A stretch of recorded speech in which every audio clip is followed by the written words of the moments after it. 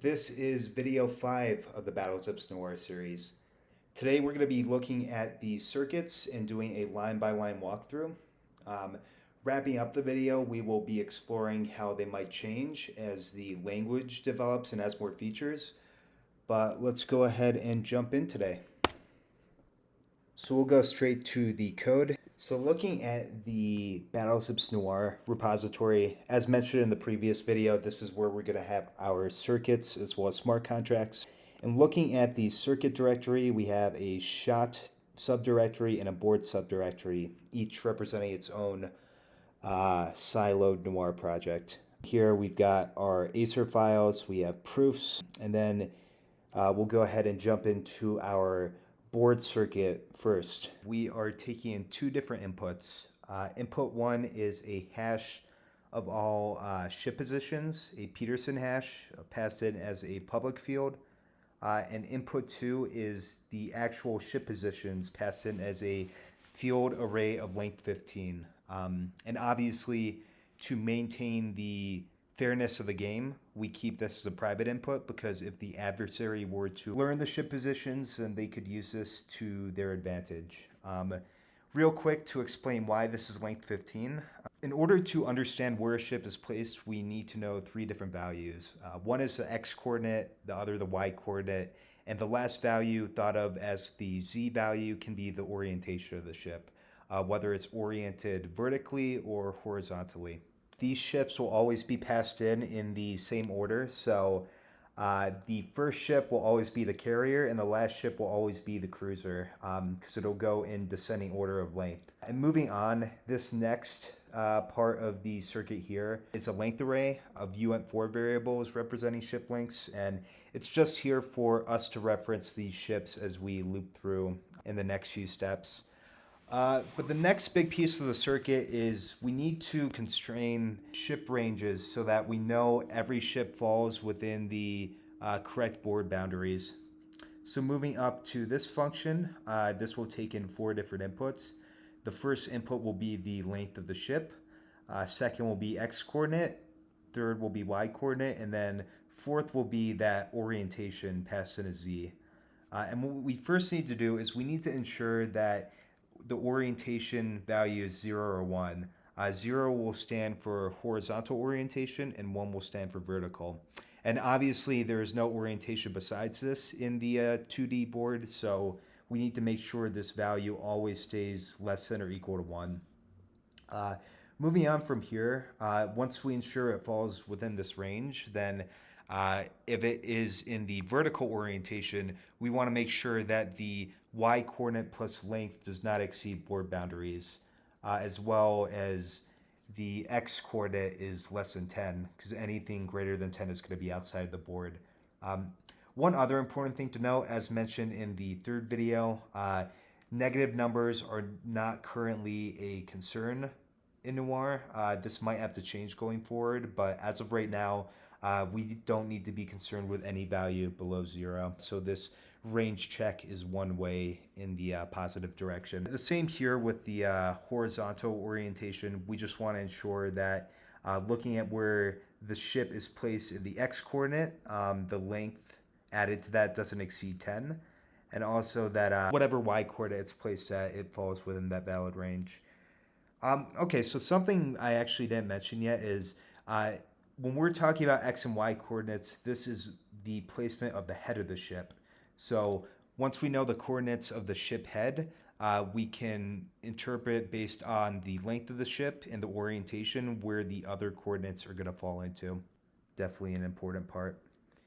So that is the check for board validity in terms of ship ranges, but now we have to check that we don't have collisions between ships where ships are placed in the same position. So we have a helper function called check for collision, and we'll go up and check that out.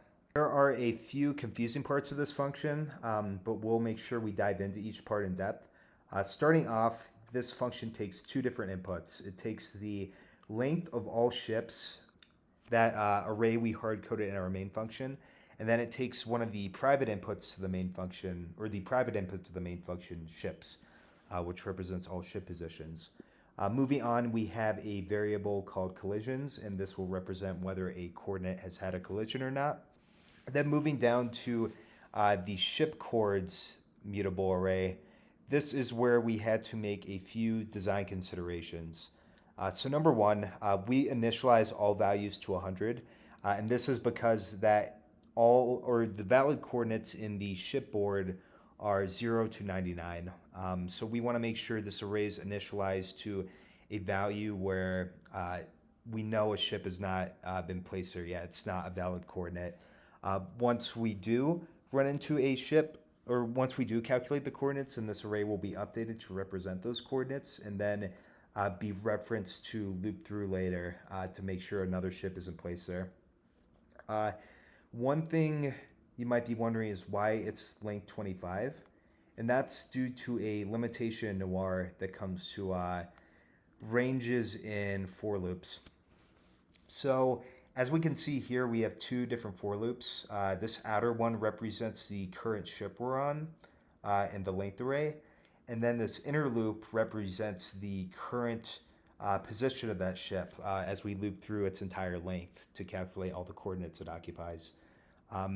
The issue here is that Noir doesn't currently allow dynamic ranges in for loops. The proper way to do this would be we would have the max range be that current ship's length, but as that doesn't work, the best alternative is to make the range max be the length of the largest ship, which is the carrier. And then in here, it's a bit of a hacky fix, but to make sure we don't update unnecessary indices in the array, we just stop performing these coordinate checks once j exceeds the current ship length.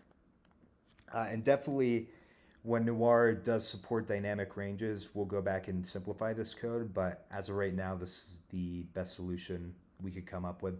But another issue that Noir currently faces, which getting back to the reason this is late 25, is the fact that you cannot index an array with a non-comp time value. So what we'd like to have here is, let's say we had an array of length 17, because that's the, if you were to sum all the lengths of the ships together, it would sum to 17. Then every time you enter this if statement, increment by 1, showing that you have stored another ship coordinate and now you're going to the next index in the array. Well, unfortunately, that won't work because that value is not known at comp time. So what we have to do is we have to make the index a combination of I and j, for which the max value of that combination is going to be 25. Hence why the array length is 25. So we're not actually setting every index in this array. We're just ensuring that we have enough space for the max value of I and j, if that makes sense. Once dynamic array indexing is supported, we will simplify this code, but as of right now, this is another design choice we had to go with.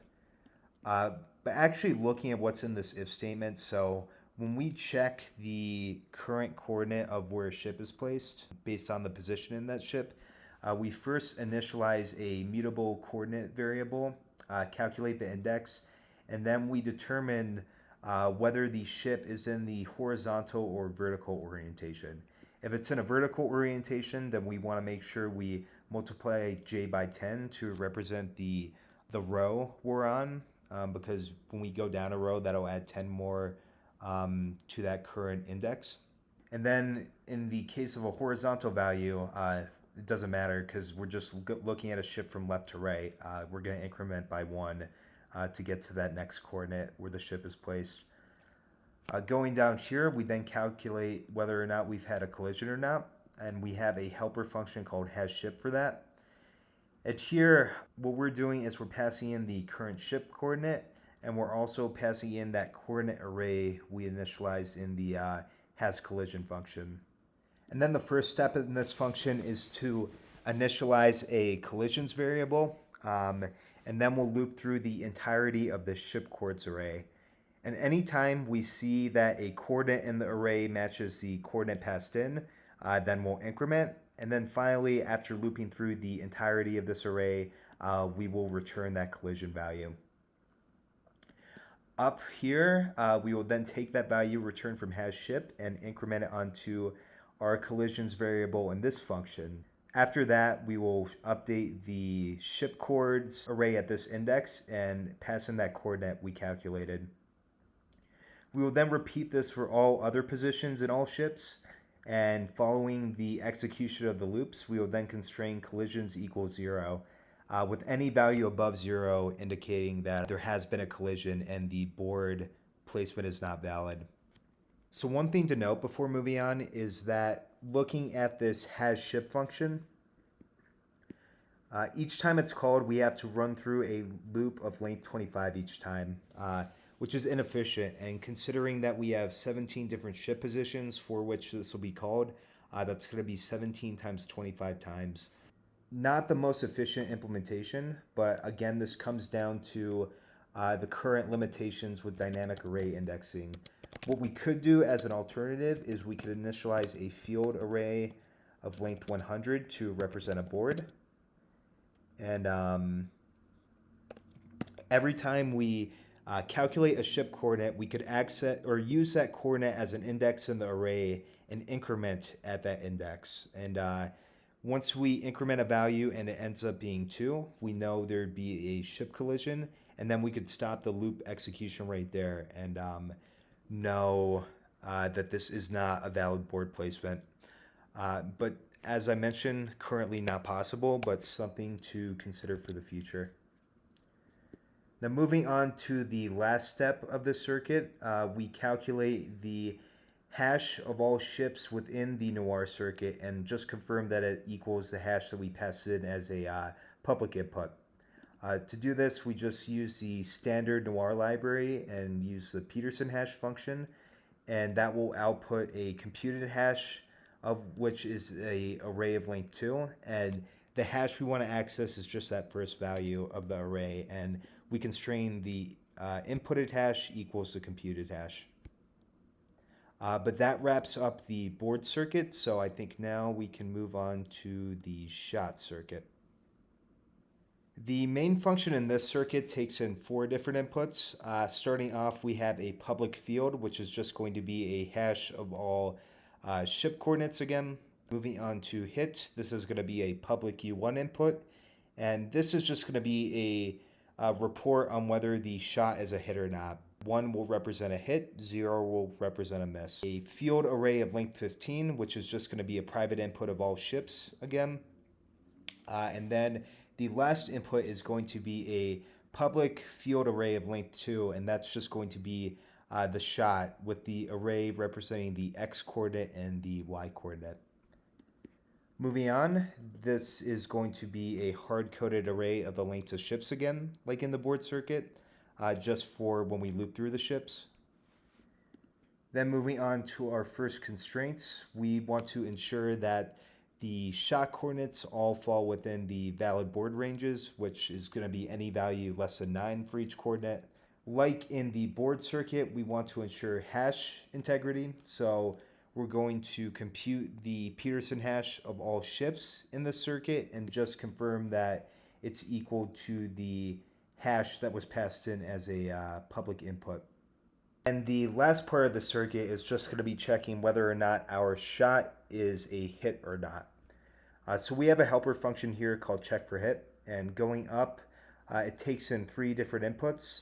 We have the lengths of all ships, we have the private ship array passed into our main function, and we have the public shot array passed into the main function. In the first line, we want to calculate the coordinate, and we do that by adding the x coordinate to the y coordinate multiplied by 10 to account for the row. We have a mutable variable called hits, and obviously we can only have 1 hit per shot, but this was a design consideration made because if you have too many if statements inside of a Noir for loop and try to assign a variable in an if statement, in this case it would be a Boolean variable, whether there's been a hit or not, it leads to a stack overflow. So this was the workaround to that. But this is just going to be taken mainly from our check for collision function in the board circuit. We have these 2 loops, and we're taking into account that we don't have dynamic for loop ranges, so same logic there. And inside the if statement, we initialize a coordinate variable, and we check whether the ship orientation is vertical or horizontal. If it's vertical, then we perform the calculation multiplying j by 10 to account for that row. And if it's horizontal, again, we're just working left to right, so we don't need to multiply by 10. Each successive coordinate is just going to be one index above the last. Last step is to look at whether or not the shot coordinate equals the current ship coordinate, and that'll be cast to a U1 variable. If they are equal to each other, that will equate to a 1, if not a 0, and we'll perform this for all other ship positions. Finally, after looping through all ships, we will return whether hits is greater than 0 and convert that to a Boolean value. Finally, once we return this, we will then constrain that it is equal to the public hit input that we provided to the main function, and this wraps up the shot circuit.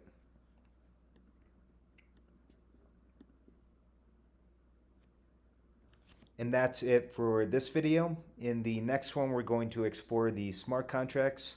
It will include a line-by-line walkthrough of our custom battleship contracts, a look into the Noir verifier for the board and shot proof and how they integrate into those contracts, and also explain why embedding these verifier contracts into the custom infrastructure is really what's essential for achieving trustless adversarial multi-party computation. But that's it for this, and hope it was helpful.